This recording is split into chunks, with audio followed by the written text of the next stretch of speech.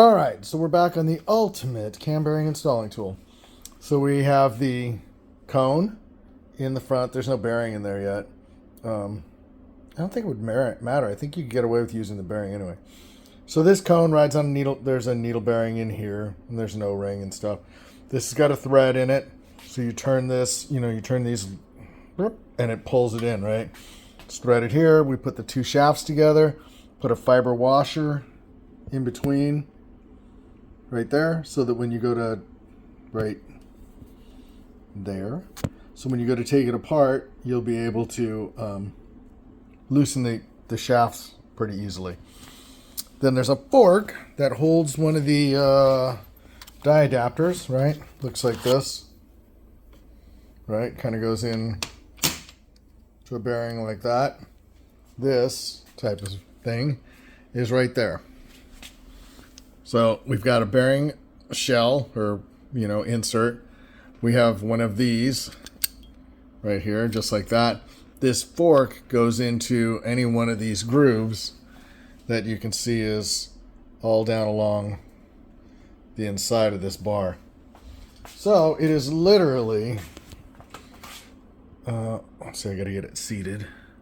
Yeah, all right. It's literally this easy to pull a bearing in. Let me see if I can get it in a little bit closer for you guys.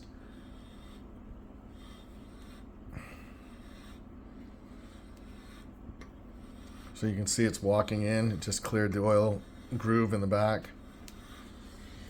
And we're just turning it with one hand.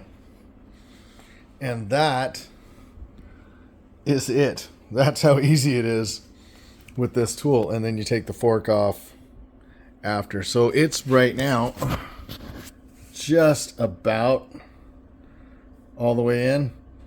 I might have to reset the fork, but I doubt it. But that's pretty much it. That's part two. This thing is it's the BHJ tool. I broke it into two parts because I forget why. I don't think we had cam bearings at that time was why. So all right, stay tuned, like, subscribe, comments, all that crap. So we're going to lay a crank in this thing later on, and we might get back to it. That's it right there, and all the rest of it that had to be put back together. So we'll probably follow up on it and talk about it a little bit more. Not about cam bearings, but about putting together this,